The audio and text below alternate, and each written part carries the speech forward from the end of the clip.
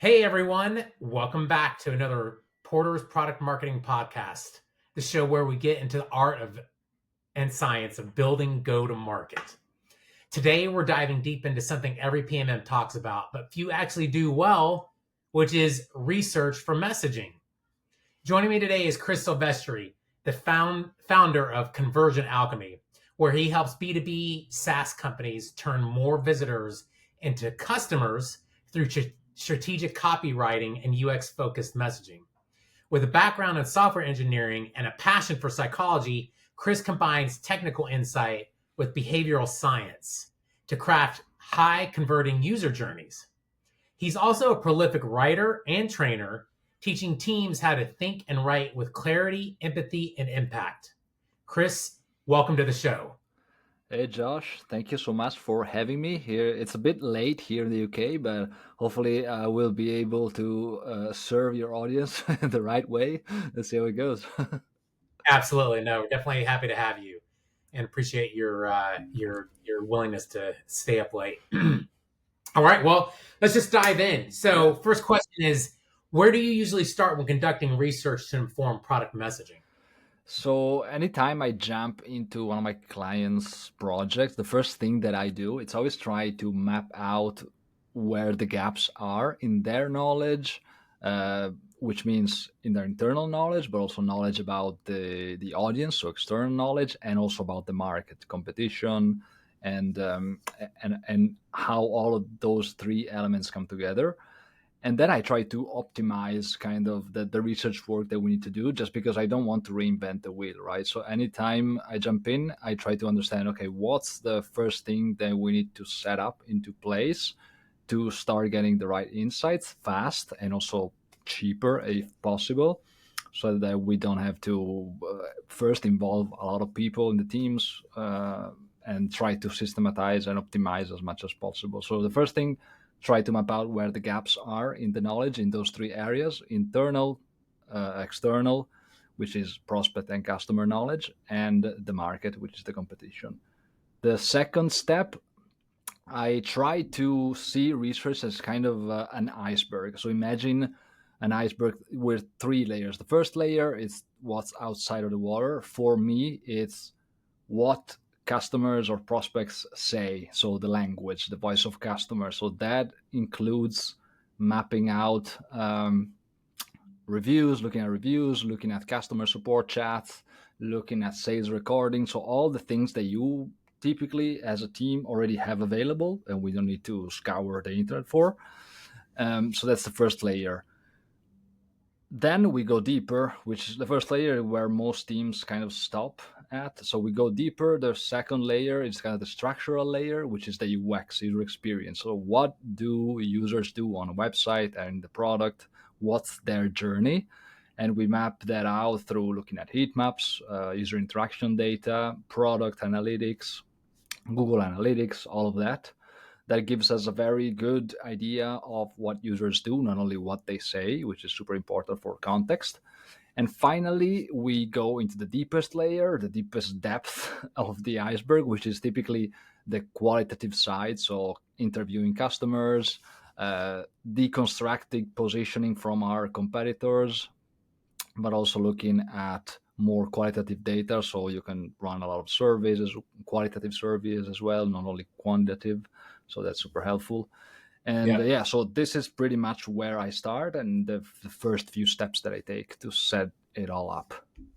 I like it. So the main two things that I really got from that was, one, you try to understand where the knowledge gaps are, both internally and externally, to get you to the point of where, all right, this is what we need to know. Yeah. And then the second part is kind of having this iceberg strategy where you kind of go a little bit deeper, right? Yeah, because a lot of times what I find is it's easy with these three facets, so internal, external, market, to see where the gaps are, because a lot of times my clients, maybe they have very good internal knowledge, but they don't know enough about their customers, or maybe they know a lot about their customers, but inside they're not aligned. And so we need to know more about what's the internal knowledge and situation.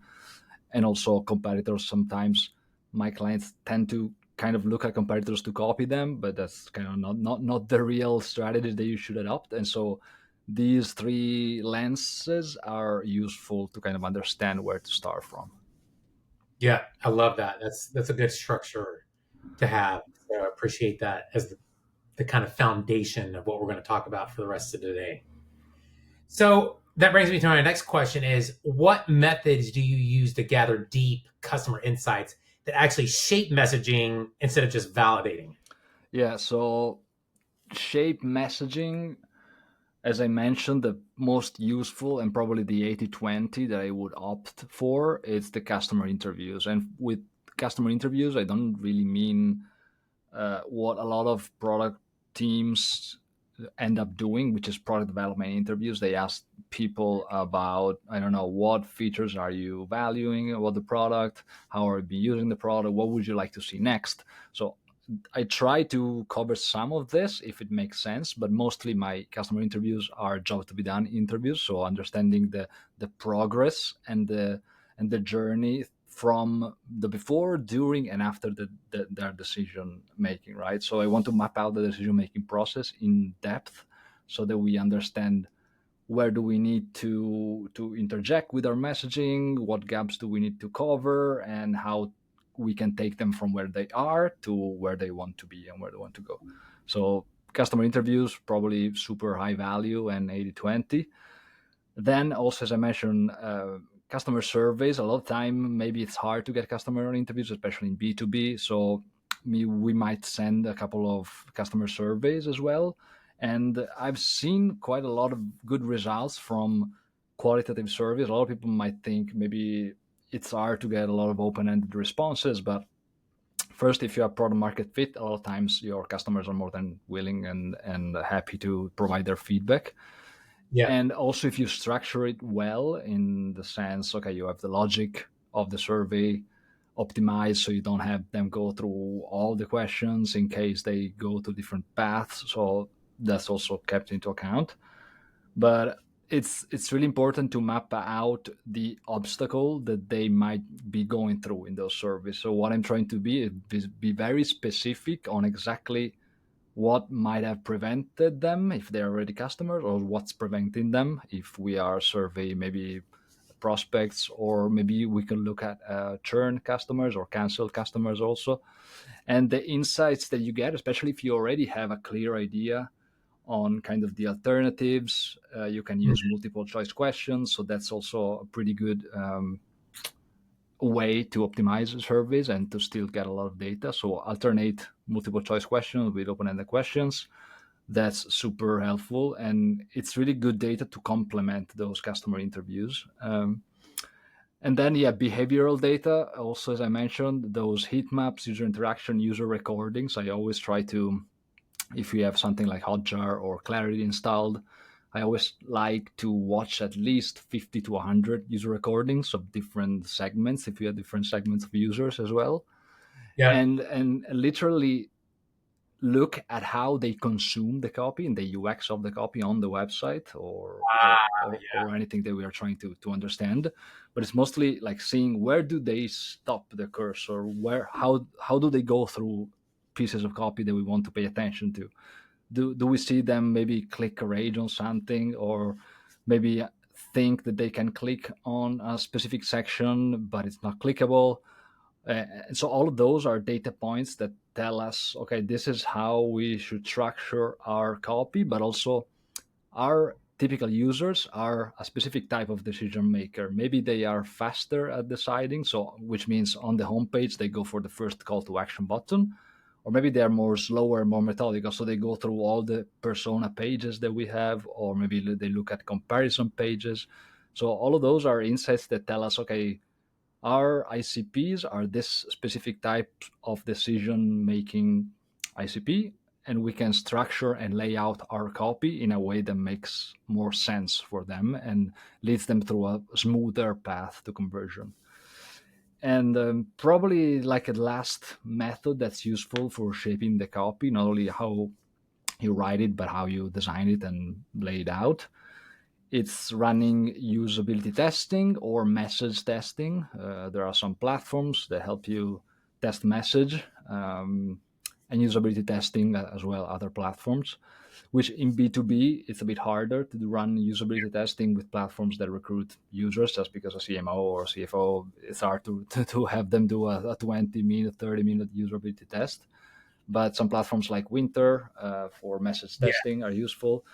And Totally. I would add, I personally tested, and there are already some platforms coming up to conduct synthetic research, which basically means using AI personas to kind of Yes. simulate your personas and have them go through specific pieces of copy, or maybe sharing a screenshot of an interface or a website and ask them for feedback. And you can scale those very well and cheaply and fast, which is always good. So yeah, I would say these are probably the best, most effective ways to shape copy as far as research. Yeah. That's great. No, this is super helpful. Yeah. I think the key things there that you really talked about were one, doing in-depth customer interviews. And I also like using the jobs to be done framework to really get the kind of patterns Mm. of what was the pain that led to them wanting to get this particular job to be Yeah, the done. trigger. And yeah, the trigger exactly. And having that's such a great kind of benchmark to think about. And so I think that's great. And then also the surveys you mentioned. So in-depth interviews are really all going to be about these kind of very personal, intimate conversations, and Mm. which is important, but you can only get so many of those. And so you have to go beyond that to get a little bit more scale. That's where the surveys come in. And Yeah. so it's really good to kind of, have that as a part of your arsenal as well. And then the other thing that you've mentioned, which I thought was also interesting, was just even the level of details as how you watch certain uh, either customers or prospects even look at the messaging Mm. on the website, literally live. Like, how much time are they spending on that particular part of the site? Are they looking above the fold or looking below the fold? How Mm. long? That's really, probably most researchers and product marketers don't look at to that level of granularity. So Yeah, you have to be just some level of obsession to yeah, do it. yeah, that is definitely yes. I think obsession is probably the right word, but obsession is needed. So I love that. That's super helpful. All right. Well, so next question is, how do you turn raw research into clear, compelling messaging that really resonates both with buyers and internal stakeholders? Mm. Yeah, so this is a very thorough kind of sometimes depending on the state of the company, long process. But in short, like the first thing that we do after we finalize the research, or at least we covered as much as possible of those three areas: internal, external, market, because sometimes you can't do everything. So we try to do as much as possible.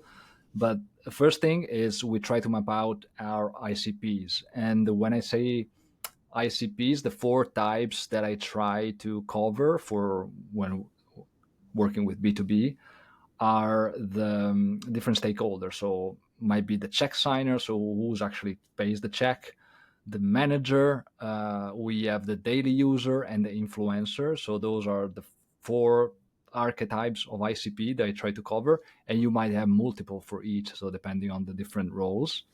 Mm-hmm. So, or sometimes for earlier stage company, you simplify it and you have just two archetypes. So you try to cover those. Like for example, a recent company they work with, they had a value business buyer and a technical buyer. So that's all that we could do with the data that we had, and we try to cover as much as possible for those. So we map out these ICP profiles, persona profiles, as deep as possible. Then we compile all the research in a report with all the insights and action steps and takeaways from the research. Obviously, there's a lot of material, so there's a lot of work of synthesis here. Yeah. With the research in hand, something that everyone in the team can actually look through and scroll through. Then the first step is, depending on where the company starts from, is typically the positioning strategy. And this is super helpful not only to understand what you do as a company, who you do it for, and how we do it uniquely, better, or differently, but it's also helpful for aligning teams, because what we typically do is a simple 90-minute workshop with all the stakeholders at a company. It can be marketing, founder, support, sales, product, and we try to align them and bring them all together on what are the 3 to 4 differentiation points that you actually have and you want to bring out in the messaging. So Mm-hmm. that's boils down to a very simple one-pager document, positioning canvas, where you list all those 3 differentiation. You talk about what the alternatives that your customers try are, and then what's your category and what's your simple positioning statement. That's a simple document that basically contains all the insights that come up from the positioning workshop, but the most useful part is actually the collaboration on the workshop.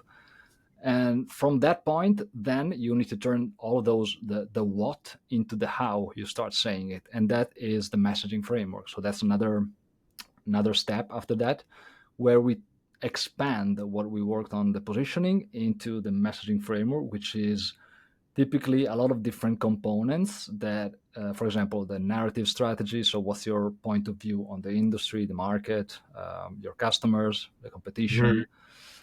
We might have a short example of a sales pitch, different variations. And then, especially important, it's the expansion of those 3, 4 differentiation elements into different value propositions, maybe from the perspective of a gain, loss, benefit, logical, or a simple one-liner. So we have different kind of Lego pieces collected together in this messaging framework, along with some elements of brand voice and tone. So this basically, it's our artifact that tells you, okay, this is how you start saying all those things, seeing from different perspectives. With that in hand, then the final step is the actual copy, right? So how do you Right. turn that messaging strategy into the actual words that you will have on the website pages, on the sales collaterals, in the emails? And those are the 3 kind of copy that we typically write at Conversion Alchemy, conversion copy. And yeah, so this is pretty much the how you go from research to strategy and copy. And I would say in this all this work of translation, probably the most underrated and also important aspect, I think it's the alignment of the teams that happen throughout the work. A lot of times in my final interview that I have with clients, one of the biggest and most appreciated aspects that they bring up is how aligned they were throughout the work, and which is super important, because when you have to start scaling that messaging, then if you're not aligned, everyone starts speaking different, starts saying different things, everyone's not on the same page, right? So that's a very valuable point as well. That alignment really is key, because you can have all the greatest data in the world, but if the rest of the company and your stakeholders aren't aligned with it, then it's not going to be disseminated in the right way. Yeah. And I shouldn't say the right way, but the aligned way, a common way. So I like how you really kind of approach that. So it's really about, you get the research, but then you limit yourself to what are the 3 to 4 key differentiators that you find in research that you got, and then you pick point of view. You have an opinion about how that is different and how that would go into the ears of the customer and say, maybe this is wrong, but this is how we feel about it, and this Yeah. is the stake in the ground we're going to make. And that shows a lot of confidence. That shows a lot of strength. Maybe some people will agree with it, some won't, but I think internally, as long as you're aligned with that on that opinion, then you're able to have that consistent message across the board, whether it's copy on the website or the sales team conversation. Yeah, and I will also add, when it comes to those 3, 4 differentiators, one thing that a lot of companies get wrong, I think, is that they think that in order to be different, each of those 3 or 4 factors need to be completely unique. Only they need to be able to do each of those. But at the end of the day, what I've seen most of the times, what makes the whole uniqueness of your messaging and the company, the product that stands out in the market, is the actual combination of those 3 and 4 points. So even if one of those or 2 of those points is something that a competitor is kind of already doing similarly, What makes Uh-huh. you unique is combining all of those 3 and 4 elements, because no one actually does all of those in that specific way, right? So that also makes it easier in a way to differentiate when you see it like this, because you don't have to be the only one doing all these things. Yeah, that makes sense. Yes, you don't have to be the only one. So that's a key one for sure. Hmm. All right. Next question is about mistakes. So, what's the biggest mistake that product marketers make when they do research for messaging, and how do they avoid it? Yeah, so from my experience, like working with product marketers, when I get into teams, what I typically see is that they tend to collect what customers say when they do customer research. So the interviews, NPS surveys, sales call recordings, but they don't really dig into the, as I said, the decision making process and those jobs to be done. It's more like a surface layer. Okay, I have these gong call recordings. I'm gonna use maybe these sticky sentences here and there, but there's Yeah. no real kind of strategy and methodology for understanding how people think and how they make decisions. So all the research, even if it's done, it kind of get wasted, and so it's a Hmm. bit of a shame. um, yeah, so they kind of mistake research with data collection in a way, so it's a bit different.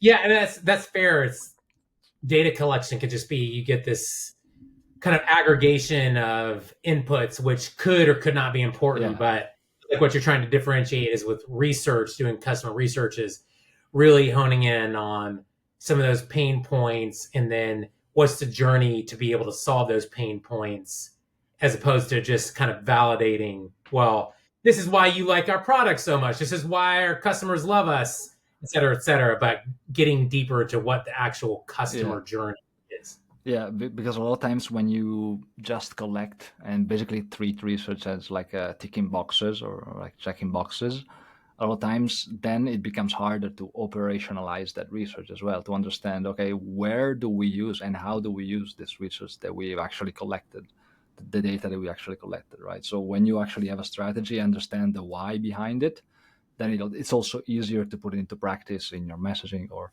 wherever else. Yeah, totally. Yeah, that absolutely makes sense. Well, Chris, these have definitely been some incredible insights. Before we wrap up, I really like to hit my guests with rapid fire round just to get really quick standard answers that I love to compare against, Mm, some of my guests. But these are the same questions that I ask all my guests. So hopefully you're ready for the rapid fire round. yes, I am. Awesome. All right. So first question for that is, what's your favorite marketing tool? I would say Ask Rally, which is a synthetic research platform that I recently started trying, and so it's been very cool. And also, yeah, it's quite affordable as well compared to a lot of enterprise solutions. So I would say try it. That's great. Yeah, yeah, I've also heard of synthetic users as well, Yeah, and so synthetic research is more for a bit towards product research as well, but also more kind of standardized format surveys or like research studies. So it works slightly different. Ask Rally is basically like a chat, but mm, you can create a lot of different personas and a bit more flexible in terms of what the type of research that you can do. So yeah, I would I definitely love say try it. Yeah. that's good. That's a good tip. Um, Next question is, what's the most underrated skill in product marketing?